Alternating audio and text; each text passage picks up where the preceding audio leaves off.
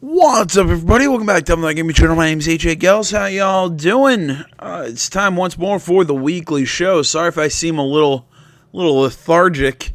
I'm gonna be honest. The reason the weekly show is coming up today on Sunday, not yesterday on Saturday. I had a work thing that I had to do. We were calling my radio station that I work at. We were calling a football game that was out of town, or really hell, out of state. So basically, how everything broke down. I left at noon to get to the game, to get to the stadium. Set up, had some technical difficulties. Game started at 7 p.m. We played about a couple drives. I mean, it was probably about a minute into the game. We had weather delay. Lightning delay, whatever. They go back in the locker room, so we sit around for about 50 minutes. They come back out, play a little bit more football. Another rain delay, or another lightning delay. There we go. That's the word. Go back in, come back out, play a little bit more. At about 8 minutes into the first quarter, we have another freaking weather delay. So we had 3 delays in the first quarter. The game got shoved way back. So what usually takes about 3-4 hours ended up being 5 to 6. So it was just bad. I didn't get home until about 4 or 5 o'clock this morning. And I was wearing shirt and tie and everything. It was not a fun time. But either way, I'm up. I'm going to be at least doing this for you today. I'm not sure how much else, what other videos to expect from me today, just because I'm beat. I just kind of wanted to chill out and relax for today. I'm probably going to be playing a lot of Dragon Quest. I picked up the new Dragon Quest 11 game. So, if this is the only thing you see from me today, that's why. I'll be, back up tomorrow. We have Tomb Raider at the end of the week. So, all that good stuff. So, let's just hop into the news here. First things first, eSports killer games aren't right for Olympics, says IOC. Article Robert Purchase of Eurogamer. Article reads, don't expect to see esports in the Olympic Games anytime soon. International Olympic Committee President Thomas Bach believes the video games being played still promote violence and killing too much to be included. And I quote, we cannot have in the Olympics program a game which is promoting violence or discrimination, end quote, Bach told the Associated Press during the recent Asian Games, an event where esports were for the first time a feature, albeit as a demonstration sport only, and I quote, so-called killer games, they, from our point of view, are contradictory to the Olympic values and cannot therefore be accepted, end quote. It's an arguably hypocritical stance given the long list of combat and weapon sports already in the Olympic Games: boxing, martial arts, fencing, shooting, archery, and so on. Bach himself was even once an Olympic gold medalist fencer. See, and right, I'm seeing a lot of people saying that, all these, combat and weapon sports and all this, and I will sit here and say, one, these sports have been in the Olympics since almost the start. I mean, maybe not fencing particularly, but archery, fighting, boxing, these combat sports have been in the Olympics forever, and they aren't. How to put it? I kind of get what they're saying. I think this entire thing to put esports in the Olympics is, and I'm going to be honest here. Look, I'm a gamer, obviously. I love video games. I think they're art. I think they're great. I think esports gamers are amazingly talented. It shouldn't be in the Olympics. Just like chess shouldn't be in the Olympics. It's ridiculous. I'm sorry, but that's my stance. Nobody's really been able to give me a real reason why esports should be in the Olympics. Let esports have its own thing. Maybe try and promote like a world championship. But why do we need, kind of like a FIFA World Cup, but with Counter-Strike? I'd watch that. Advertise it. But the thing is, I don't think it belongs in the Olympics. I just don't. And it's not for this, it's promoting violence, because I kind of get the whole it's promoting violence with boxing and all this stuff. But at the same time, boxing, martial arts, we're not seeing people actually kill each other. We're seeing people fight, and it's a contest of skill.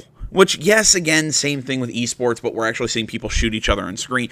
It comes down to the age of the people, I guess. I think it's going to come down to who the older generation who probably watch the Olympics compared to the younger generation who would watch more esports and understand what they're seeing.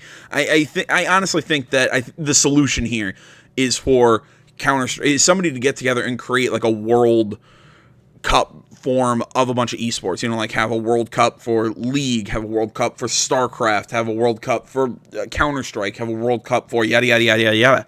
I think that's the better option than trying to get into the Olympics. Because how to put this? I just see these things as, putting these in the Olympics as just a really odd push that I just will never understand.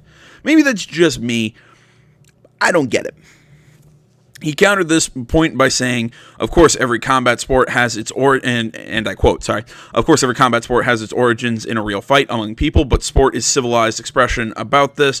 If you have e-games, esports, where it's about killing somebody, this cannot be brought into line with our Olympic values, end quote. And see, and again, you're making, this argument he's making is bad. I think the best argument for why esports shouldn't be in the Olympics, it's not an athletic competition. I said it. There you go.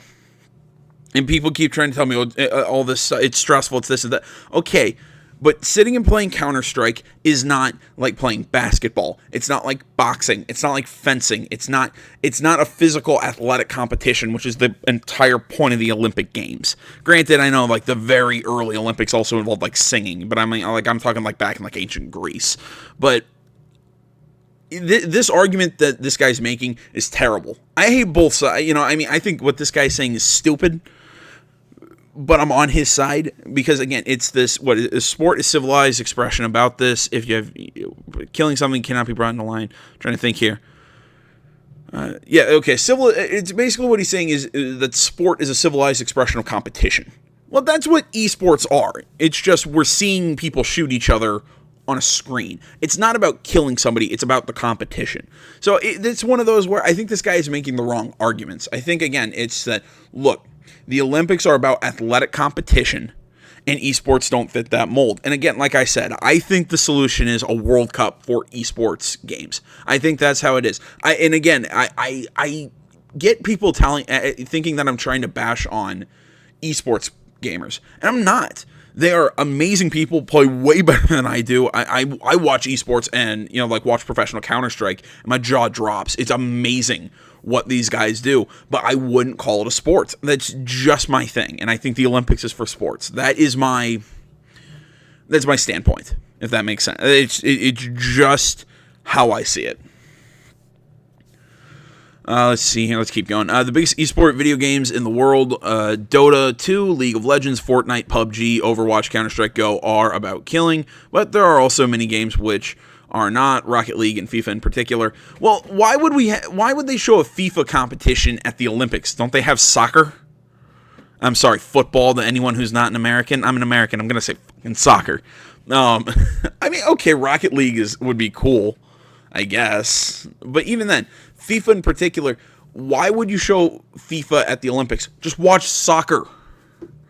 This is the next thing that I think we have to look at. The Olympics compared to what they're going to see. Who's going to tune into the Olympics to watch FIFA and just when they're not just going to watch soccer? They're not just going to watch the actual team because soccer is at the Olympics, isn't it? Or Don't quote me on that. I'm pretty sure soccer is at the Olympics. There's the World Cup, but don't countries field soccer teams at the Olympics? I believe so, but I could be incorrect on that. But still, you get what I'm saying. Why would you watch a sport video game being played when you could watch the sport? That's weird to me. That's like saying running parallel with the World Cup, we're gonna run the eSports FIFA World Cup. Actually, you know what? Now that I say that, I think that could be cool. I think that could bring people that could cross a boundary. It's just something about doing that at the Olympics, which I just find odd. I don't know. There are hotly contested card games like Hearthstone, and there are perennials like Street Fighter based upon martial arts already featured in the Olympic Games. But when we look into Street Fighter, then we get into all the craziness of Street Fighter, the fact that these are street fights, not simple. Calling a fight in Street Fighter like Taekwondo or Judo or any of the other Olympic combat sports that we see.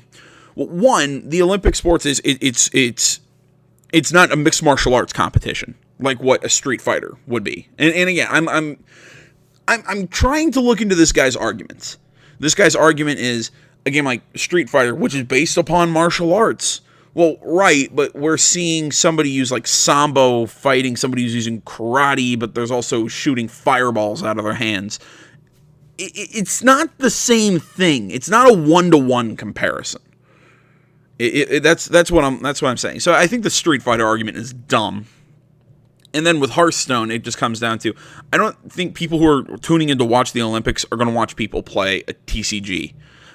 I just don't. I think that's, again, I think these are people who are just trying so hard to get esports into the Olympics. And I just do not get why. If somebody can explain it to me, why do esports have to be a part of the Olympics? I just don't see it. Is it because we call them esports or instead of whatever? I just don't get it. I really don't, and I don't think I ever will. I'm going to be honest. I have a little bit of a bias here. I think putting esports into the Olympics is stupid. Again, I'll say it again, just like I thought putting chess got put in the Olympics. I think that's stupid. But again, could just be me. All right, let's move on here. We're almost done here. Regardless, having esports recognized at Olympic level is something the companies behind the games and the organizations responsible for the leagues they're contested in are not going to give up on. More than 150 representatives from esports and video games flocked to an Olympic esports forum in July to discuss the matter. The benefits to games being legitimized as an Olympic level could include athlete visas, for example, as well as better regulations and increased broadcasting sponsorship opportunities. See, at least they're honest with that this isn't about esports. This is a marketing thing to bring eyes to their regular leagues, which I feel like this writer here, just the way I'm reading this writer is trying to legitimize esports. And I'm sorry, but esports is kind of a niche thing. And I'm sure I'm going to get told, esports has a massive, draws in a massive viewership, which it does bring in a lot of eyes, but as far as I know, is it the same as like the NBA, as the NFL? Well, maybe the NFL now, as the MLB. Like when it really comes into pure number of eyes, and I don't want to say the sports are illegitimate, because esports isn't an illegitimate form of competition. It is. It's just, again, it's also the words calling them athletes. I think I just don't get it. If somebody can explain it, you can get what I'm trying to say here, which is, I understand this from like people are saying increased broadcasting, sponsorship opportunities. I just do not get it, or legitimized at an Olympic level. Why does it have to be legitimized at an Olympic level? Why? I don't get it. Why do we have to get? Why do people care if esports are looked at the same way as Olympic boxing hell, I find Olympic boxing extremely boring. I enjoy boxing. And I find Olympic boxing extremely boring because it's all point-based and it's not actual boxing. Well, you know what I mean. It's not. I prefer just watching professional boxing. I don't want to watch Olympic basketball. If I'm gonna watch basketball, I'm gonna watch the NBA. If they had football at like American football in the Olympics, I probably wouldn't watch it. I want to watch American football, I want to watch the NFL. That's what I'm trying to get at here. Is putting these at an Olympic level and legitimizing them is such an odd thing. Just let your sport be its own sport and have your own organizations and try and grow them themselves without this gimmick of being, we're an Olympic sport. I think it's ridiculous. God, I've ranted on this for too long. And I know I've ranted on this when I first heard that this was happening. It's just, I don't know why this annoys me so much. Jesus, it's an arena Overwatch maker Blizzard. It's an area Overwatch maker Blizzard. Okay, has been pushing hard into with the professional Overwatch League, where major city-based teams are multi-million-dollar operations owned by companies like Kroenke Sports and Entertainment, the same company which owns a majority stake in Premiership football team Arsenal, for instance. But the Overwatch League has suffered image problems because of toxic communities professional players emerge from. And that's kind of garbage, but whatever. That's the internet. The toxic communities, that's the internet. Let's all be honest. Who hasn't been playing an online game and somebody said something bad? Whatever. That's a topic for a different day. Again, this writer, I think, annoys me more than anything else. Jesus Christ. The on-stream behavior in comments of players has led to suspensions, fines, and dismissals. I still find that absolutely goddamn ridiculous. And every time this happens, the question repeats: are these the people games want as representatives to the rest of the world? Fucking, I knew it. I'll go into this in a second. The Olympic Games 2020 will be held in Tokyo. There we go. Oh God, I hate this writer. And I'll explain why. I will. I'll explain why I'm saying that. I was getting this vibe all the way through. He's sitting here trying to, how to put it? It's all, oh, well, we have to defend games. We have to defend games. They're art. They're real sport. They're this and that. And I feel like this is coming from a guy who never actually played a real sport. And like, I know some people don't, but who doesn't remember as a kid playing out in the playground and being physically active? They're not the same things. That's my whole argument against, oh, they should be looked at the same as Olympic boxing. No, because they're different. And there's nothing wrong with that. There's nothing wrong with being different. I just don't think they're an Olympic sport. I think they can be at the same level as an Olympic sport, but they're not an Olympic sport. Again, that's my stance. But these last couple paragraphs, because I was getting it as we kept going and going and going and going and going, I'm seeing how he's making these arguments, and I'm like, these are terrible comparisons, like Street Fighter to martial arts in the Olympics. And then as I'm going and going, I'm like, oh, you son of a bitch. And then we get into that, this ending question. It's not about the games, it's about the people who play the games. Because it's not the game's problem. Because I'm serious. This Olympic community, this Olympic guy, as far as I can tell, as far as we know, doesn't have a problem with the fact that people swear and say mean words while playing an online game. That's not his issue. His issue is, like with Counter-Strike, it's a game about killing people. That's his issue. But this guy makes it about the toxic communities and do we really want these people to represent games to the rest of the world? Fuck you. That's like saying, do we want Tiger Woods to represent golf? Because he's kind of a scum. And look, you're bashing Tiger Woods. Look, let's be honest. The dude's a scumbag. The dude cheats on his wife. The dude, a lot of personal scandals. Phenomenal golfer. And I got nothing, I got no problem with that. That's the thing. There's a difference between there's the athlete that we have to know I'm a big Tom Brady fan. I love football. Patriots are my favorite team. I love Tom Brady. The guy's probably a shit person, but I don't care because he's a good football player. He's a good quarterback. And that's what I'm saying. That's what he starts out as an article being about the game. He then at the very end has to throw in the little curveball about the people representing the games to the rest of the world. Fuck you. God damn it. Now I'm mad. All right, I'm gonna go check on my cat. He's running around and doing some stupid things. We'll hop in with the next article in a second. Okay, on to the next article. Hopefully I won't rage as much as I done in the last one. All right, let's get going. Death Stranding come to TGS 2018 as part of a stage event. Article Colin Stevens, IGN.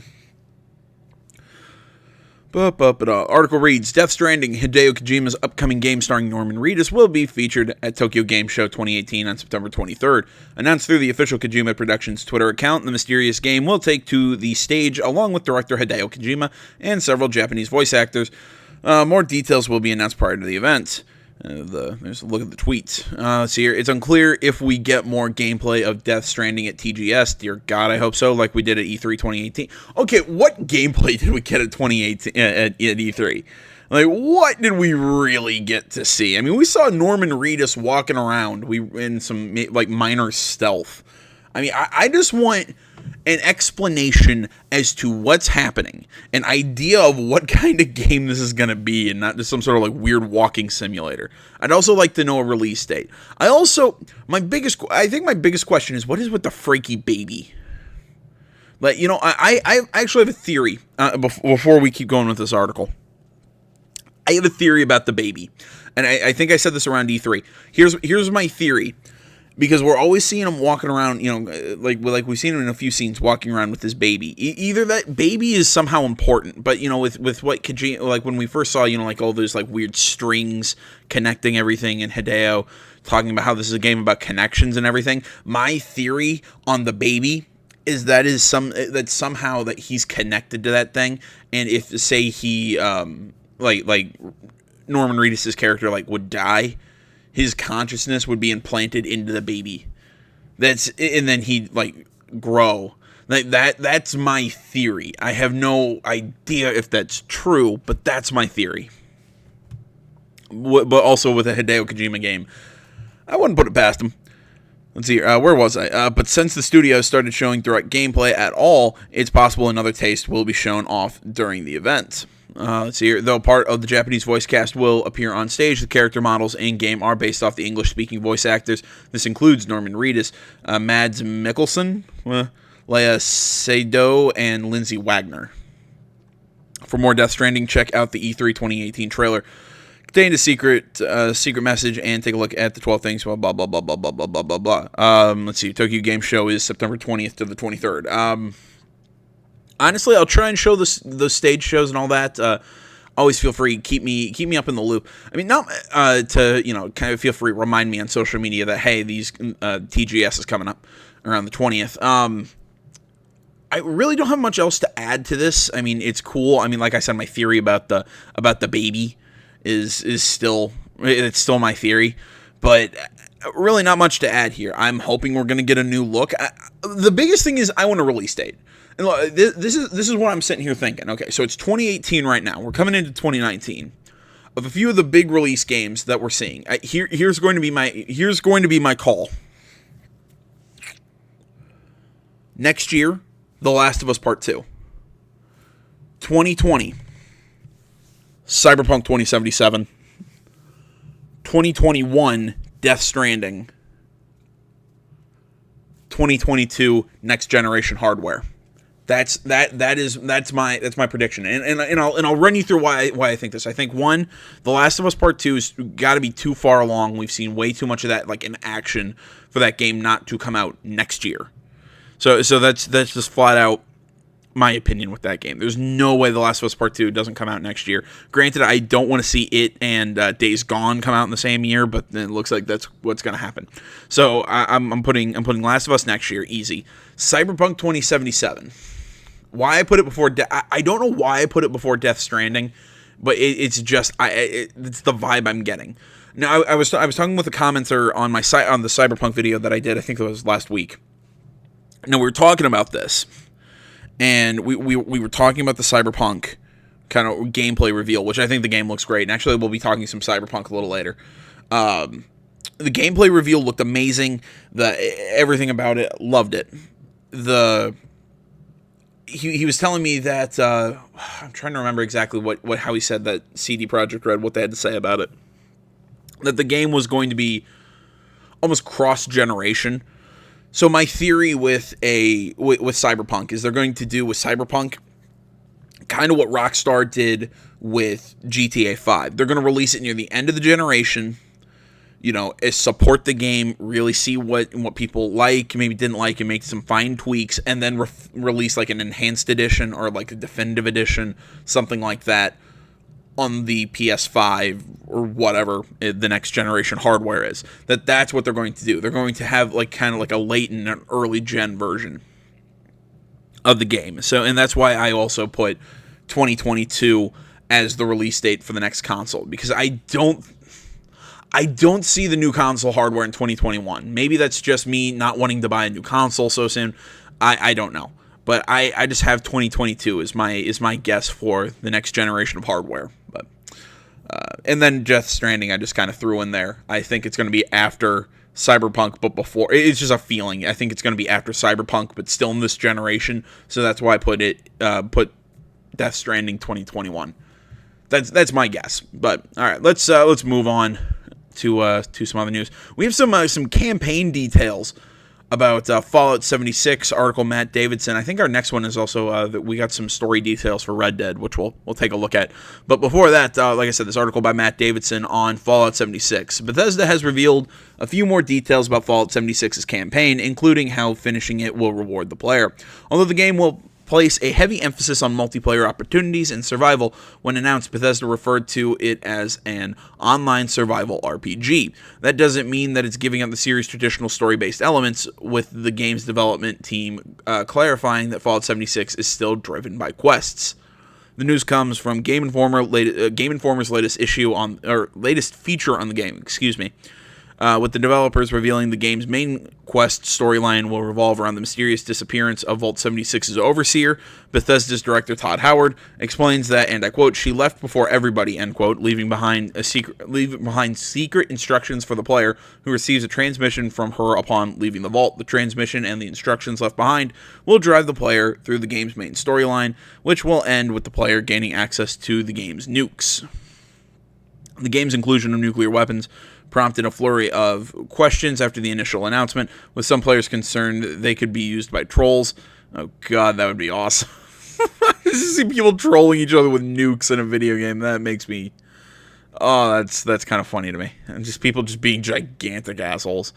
Bethesda later clarified that nukes could only be used on certain areas, and the players would be warned in advance, as well as revealing that nuked areas would receive valuable loot, as well as more dangerous enemies. Now, it seems that players will need to earn the right to use these weapons by playing through the game's main quest, which is described as, and I quote, "a lengthy multi-part story that takes players across West Virginia," end quote, and will require high level to complete. Howard was also quick to reassure that the traditional rich vein of side quests is still very much in play in Fallout 76. As with previous games, players will be presented with a wide variety of options of how they would like to play, with plenty of scope for anyone who would rather spend time completing side quests than following the main story. In-game markers will clearly point out where side quests are available, with Howard noting that although it may seem, and I quote, "a bit gamey," the team wanted to be proactive in guiding players towards interesting content. For more on Fallout 76, behind thinks of playing the game solo, blah, blah, blah, blah, all this stuff.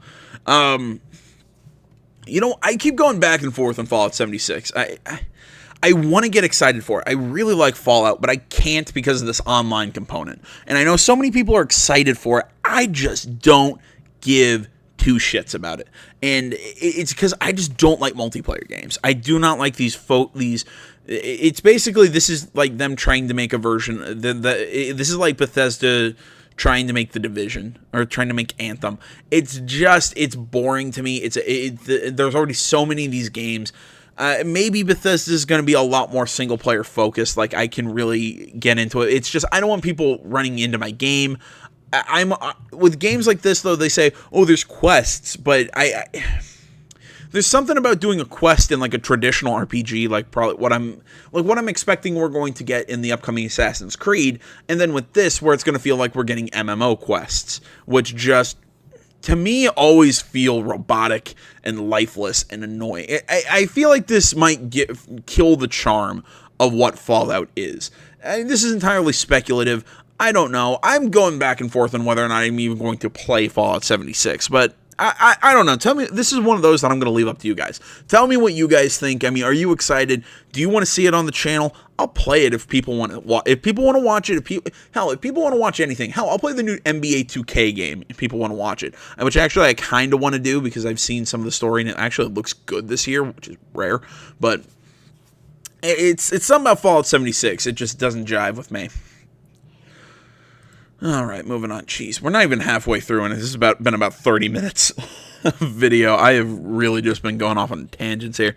All right, next article. Red Dead Redemption 2, new plot details revealed. Article Nick Santangelo of IGN.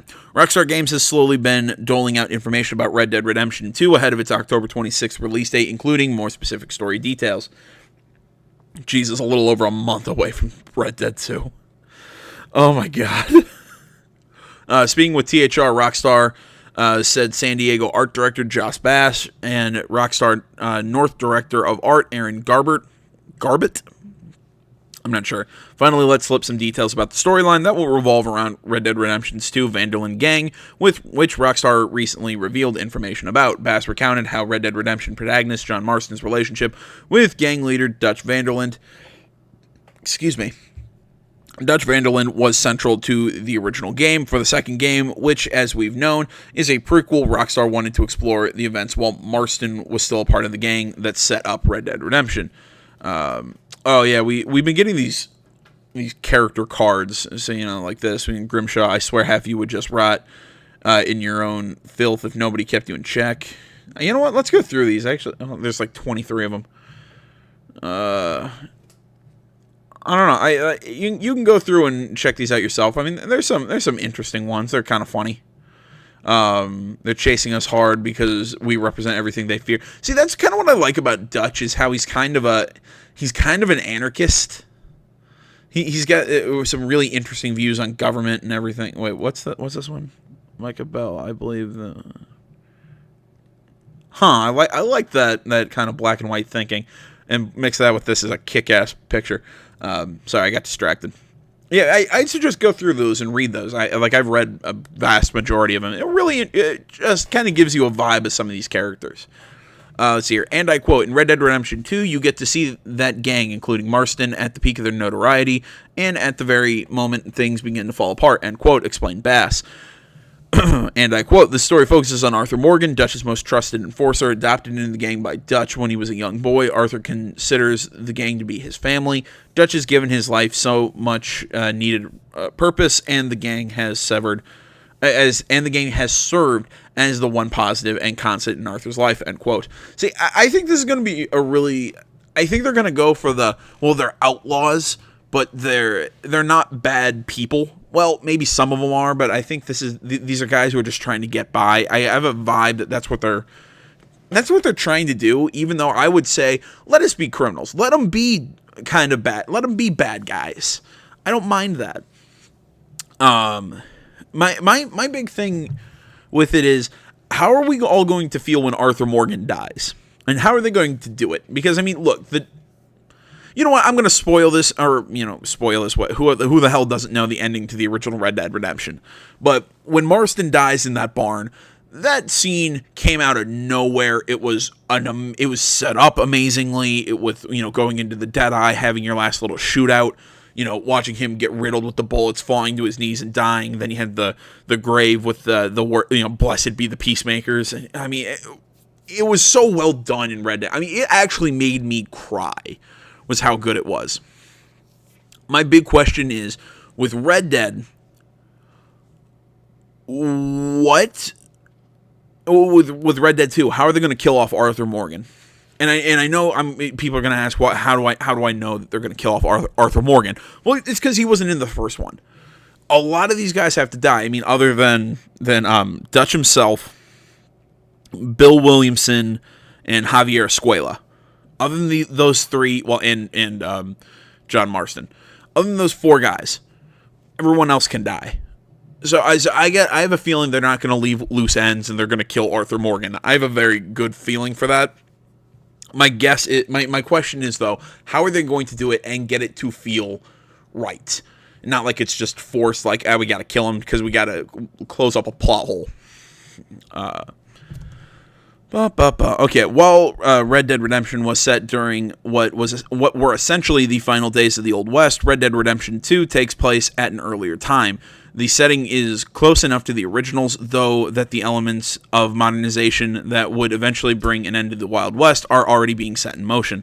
And I quote, things are changing. There's not much room in a rapidly modernizing world for the gang's way of life, said Bass. Through Arthur's eyes, you see events begin to take a toll on the gang as they are forced to flee across America, while at the same time, Dutch's hold on the gang begins to slip, end quote.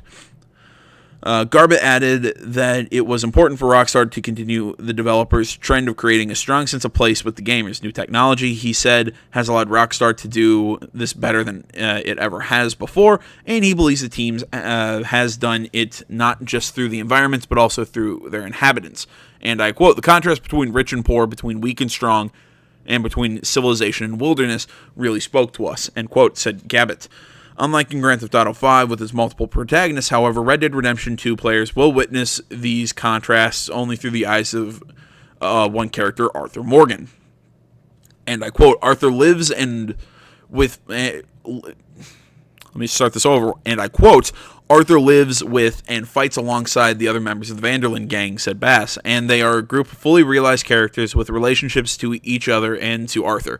But this is Arthur's story, and we are placing players firmly in Arthur's boots as he and the gang deal with a rapidly changing world. We think people will really love the feeling of being in the gang. It isn't like anything we've done before, end quote. Rockstar recently pulled the curtain back on more Red Dead Redemption 2's characters and announced a line of Red Dead Redemption 2 merchandise. Red Dead Redemption 2 will be released October 26th, PlayStation 4 and Xbox One. I'm stoked. I really am. I mean, I was stoked before, but before we got that gameplay look at Red Dead 2. Like I said, I was excited for the game before that. But then I saw that and went, oh, even more so. I mean, there's so many things that we saw out of that gameplay chunk that I really liked, like hunting. Like it's not just that stupid skinning the deer, although I like the animation, watching the carcasses on the ground. That was kind of funny.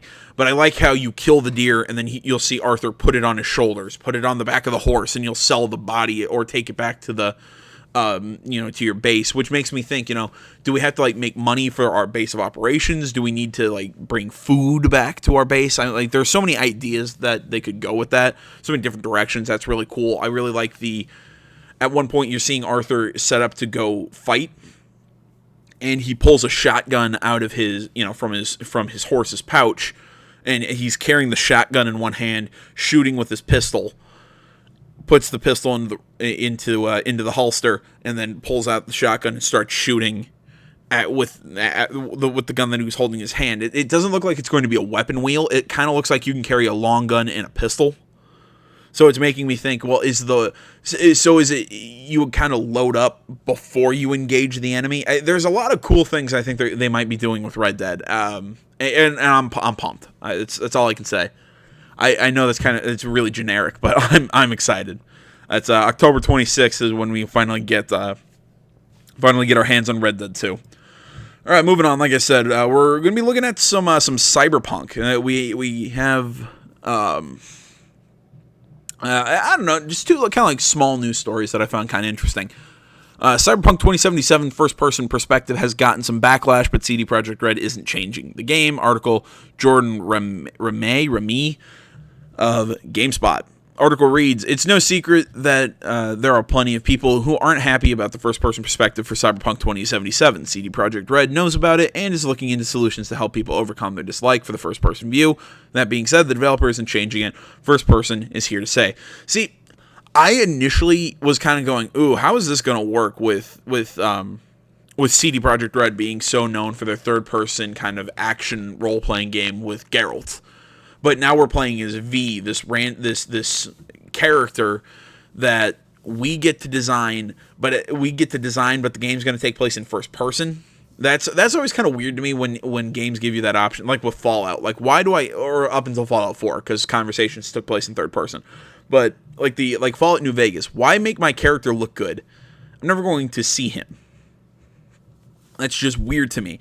Yet with this game, we get to see, we still get to see our character. We still get to see our character plenty, so there's a reason to make them look cool. I think as far as combat goes, I'm very open with this. I prefer a third-person shooter over a first-person, but the shooting in this game looks very smooth. It looks, usually RPG shooters, I'm not big fans of, but this one looked pretty smooth, and I'm willing to give it the benefit of the doubt because CD Projekt Red is so solid of a developer. But I can definitely see why some people were a little wary about CD Projekt kind of breaking out of their third-person perspective for the first person. I don't understand the anger. That's a little weird to me. But I at least understand people kind of raising an eyebrow and going, huh. So in an interview with DualShocker, CD Projekt Red Quest designer Patrick Mills said the team is remaining firm in their decision. Mills added that CD Projekt Red is working on implementing features to help the, and I quote, small number of people who can't play first person for a variety of reasons, end quote. CD Projekt Red's decision to keep the game first-person comes as no surprise. The developer has regularly discussed the freedom players will have in the upcoming RPG and how the perspective works with that freedom to create a more immersive experience. The first public showcase of Cyberpunk 2077 gameplay is a 48-minute demo that covers how character mods and ability upgrades work. What it's like to explore the game's world, and what high-level combat abilities and boss battles look like. Outside of the demo, CD Projekt Red has been keeping most details about Cyberpunk 2077 close to the chest. The developer hasn't even hinted at when the game's release date might be. Cyberpunk 2077 is scheduled to launch on Xbox One, PS4, and PC. Like I said, I just wanted to bring this up as kind of as a not think piece, but it's kind of ask you guys. So, what do you guys think? Do you like the first person perspective? If you haven't seen the demo, I have the video. I have a video up where I kind of do commentary alongside it. But go check it out. I mean, it's a really neat video. You get a really good look at what Cyberpunk has to offer, and tell me what you guys think about the first person. I'm curious. Do you think it would have worked better as a third person game? What would you have liked to see comparatively? Let's see. Okay, this is a fairly short one. I gotta go. My cat's doing something bad again. I gotta go check on him. Let's see. Article on Games Radar. Cyberpunk 2077 aiming to have about as many quests as The Witcher 3. Parentheses. So, a lot. Article Connor Sheridan. Like I said, Games Radar. Maybe the scope of Cyberpunk 2077 seems limited compared to The Witcher 3's... to The Witcher 3. Developer CD Projekt Red is going for several sprawling regions of a fantasy continent to a single near-future city, and the switch to a first-person perspective certainly seems to favor smaller, denser spaces. But however, it works on a square-mile basis, not to mention all the skyscrapers. Cyberpunk 2077's mission ambitious are...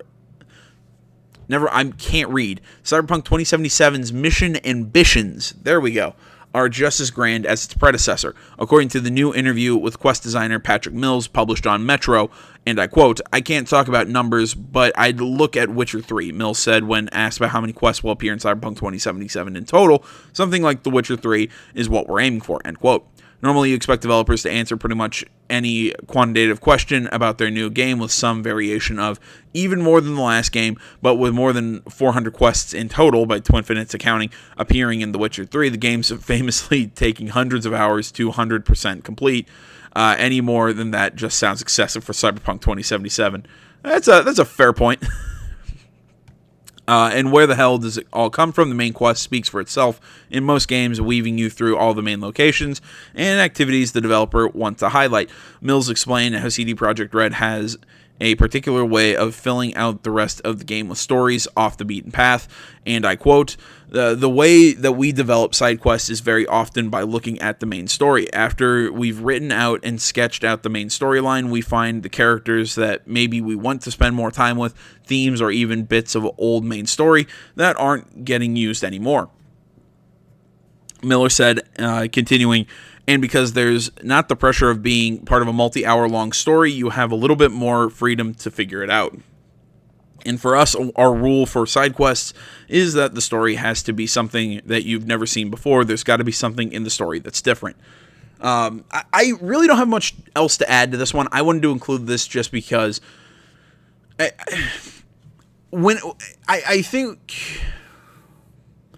think I had some questions about the scope of Cyberpunk, being in the city and not these big open fantasy areas, but I don't think that's going to really affect the game. I think it's going to be just as big as we're used to from CD Projekt, and I think the quality from what we've seen already is going to be up there. So, all right, we're gonna move on here. Talk about Anthem. We had a little bit of news from Anthem. Real quick, if you're wondering where's the THQ buying the Kingdoms of Amalur the Kingdoms of Amalur IP and the Henry Cavill hiring for The Witcher, I just decided not to talk about those just because we already have plenty of articles. I actually have a written article for the THQ thing already up on the website, and the Henry Cavill, I have one for the Henry Cavill hiring coming up, I think the next day or so. So we'll move on with Anthem. I gotta go check on my cat though. All right, guys. Well, on to our final article here. Anthem will be a complete package on day one, says producers. Article Nick Santangelo. Article Nick Santangelo. Article by IGN. There we go. With Anthem, BioWare is keen to avoid the problems many games have run into as of late, with the perception that at launch releases may be incomplete. Speaking to US Gamer during PAX West, executive producer Mark Dara said he feels consumers will be getting, and I quote, a good, valuable game, end quote, when Anthem launches, and while more content will naturally be added post-launch. Dara promised there will be plenty to keep players going for the long haul right out of the gate. See, okay, right off the bat here, speaking of that, games are incomplete, I'm not sure, does that mean, is this again people having a problem with your DLC already being planned, like with Spider-Man? There's going to be 3 DLC packs for the rest of the year. There's going to be one in October, one in November, and one in December. Is that what they're talking about by things feeling incomplete? Or does he mean incomplete as in there's going to be like day one? There's going to be no day one patch. I'm a little curious on the wording, but I mean, as far as the DLC, I don't know. It doesn't bother me as much as it bothers some people, but I can get why people would be irritated by it. Let's see here, and I quote, "You would be able to play for months and months, even if we weren't then layering a live service on top of it," said Dara of BioWare's launch day goals for Anthem. So I think it's an excellent value right off the start. For exosuits, a complete story. So both, I think it's a complete package, but it's also the starting line of an experience as well, unquote. See, I'm really curious to see if it's going to be like a full-on BioWare story. Like, because a lot of these live games, like Destiny and The Division and all that, their story modes are, in all honesty, kind of short. So I'm interested to see the length of the actual campaign, if it's truly a BioWare standard when it comes to Anthem. I'm interested to see this. The more and more I see of Anthem, the more and more, it's kind of like Red Dead. The more and more I've gotten excited for it. I'm still not going on like Red Dead. I'm not going whole hog on this one. I'm not going, I'm not completely buying in just yet, but I gotta say, they got me intrigued. Without naming any specific competitors, Dara said that before 2017, the industry was seeing many live service games releasing in incomplete states. Their developers would then rely on a strategy of slowly building their games up with beefier. There we go. I don't know why I couldn't read that. Beefier content over time in order to grow their fan base, according to Dara, but that approach no longer seems to be cutting it. Well, yeah, because there's like 90 of them. That's the problem. I keep saying this. It's the oversaturation of the market. Now, look, if Anthem delivers on everything that it says it's going to, I'm just looking at its legs bend in that weird direction. It's weird to me. Now, if Anthem delivers on all its promises, look, I think Anthem could be a heavyweight and could stick around, but still, with what the guy's saying right there, but them saying that they're kind of releasing in that that it's no longer cutting it. It's like I said, it's because there's like 90 of these live service games. It's something you got to keep into consideration when you make these things. And I quote, "I think in the last year you've seen a couple games launch that were in the same kind of space that you would have thought, okay, this should be fine, then that then didn't work out," end quote, he said. And I quote, "People came in and they went, there's not enough here, and they left. Sea of Thieves." So I think it's partially because the competition in the space has gotten harder. People are less willing to just kind of hang out and hope that stuff is going to come along. Okay, see, I hate breaking the middle of a quote, but I think that's important. Where they're saying kind of wait and see, this kind of like hang out and wait and see and all this. It's because I keep saying this. These service games exist wholly on concurrent users, on people coming in and playing every day. That's where it's kind of hard for people like me, because I play a lot of stuff in one day. Not just sometimes I'll only play one game, but I'm not going. It's almost like when you play an MMO, you kind of have to be, that's your game. And I'm just not that kind of way with these kind of things. I kind of, I play them, I enjoy them, I'll put them on my shelf, and I'll pick them back up years, in a couple months. But will Anthem be that kind of game where I can pick it up in a couple months and not just be like, okay, well, what the hell is going on now? There's questions I have about that. But again, if they can deliver on these promises, I think that's going to put them a leg up on a lot of these other kind of service model sorts of titles. And again, again, it's that just willing to hang out thing I think is going to hurt a lot of these games in the long run. I think it will. There are other things for them to do, so I think for me a big lesson has been that it's that you need to have enough on the first day so that there's a reason to stay, and when more is coming, then that's great, that's amazing, but I'm not just going to hang out and wait for the game to become complete. It has to be complete day one, end quote. Not only is BioWare planning to deliver a complete game right at launch, but lead producer Mike Gamble added that the wait for additional content will be shorter than it was for previous games from the studio. Well, yeah, unlike Andromeda, though, that had no DLC. I'm still mad about that. And I quote, "We don't have to wait for full expansions anymore like our previous games, let alone other games in the live service space," end quote. Gamble said to the same interview, and I quote, "If you look at Dragon Age or Mass Effect, you'd have to wait 3, 4, 5, 6 months, sometimes between big updates. We don't have to abide by that anymore. We can actually, week over week, trickle out content," end quote. Hey, how about you actually deliver on that expansion that story expansion for Mass Effect Andromeda? Just saying. Anthem players can also look forward to getting Anthem Story DLC for free, and while BioWare approach to story in Anthem may seem different than in its previous games, the game director says that's not the case. And speaking of free DLC, that's what we have coming up next. Article Matt Davison, Anthem Story DLC will be free. Article on IGN. BioWare has confirmed that although its upcoming multiplayer action RPG Anthem will feature post-launch story content, all of these releases will be free of charge. The news comes courtesy of Game Rant, which reports that BioWare made the announcement during PAX West panel. BioWare hasn't given any further details about what Anthem's post-launch content will look like, but given that the announcement has specifically mentioned that there will be no charge for story content, it's likely there will be some sort of paid DLC on the horizon. BioWare has previously insisted that the game won't feature loot boxes and won't give players the ability to pay for power, but that doesn't rule out the cosmetic enhancements of some sort dropping as part of a paid DLC package. All in all, I don't mind that. I don't know about the rest of them, but I mean the way they're doing this DLC, I think this Anthem is really trying to trying to take this service model, and I will credit them for this. I will definitely tip my hat to them. They're trying to take this service model, and they're really trying to make it player friendly. They're not trying to it's not looking like an MMO money grab, like we're going to just keep releasing crap. We're going to make you pay for all this stuff. It's like, look, here's some more story stuff. We want you to engage with our game more and more and more and more and more. And you know what? Maybe if you keep engaging with it and we're going to give you this free DLC, maybe you won't mind paying for some cosmetic enhancements. I think that is a great move on Anthem's part. And I mean, it's not just Anthem that's doing this. I believe that, it's the Division 2 is doing a similar free expansion DLC sort of method. Let's see here. Where was I? Right, we just finished that paragraph. Previous publicity for the game has heavily featured BioWare's concept of Our World, My Story, intended to be indicative of the fact that the game reflects BioWare's rich history of storytelling, while also embracing the game's multiplayer functionality. Game director John Warner has previously said that the studio doesn't want gamers to feel any regret over the time or money they invest in the game. For players who can't wait to get their hands on Anthem, pre-orders or membership of the EA Access or Origin Access schemes will allow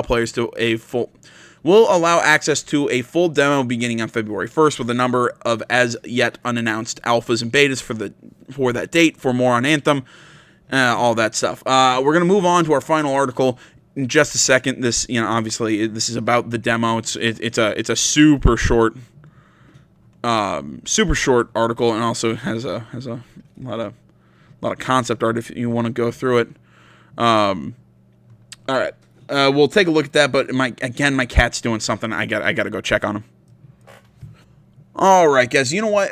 I was gonna go over another article, but you know what? I think this article cleared it up enough right here, talking about the demo, and everything for Anthem.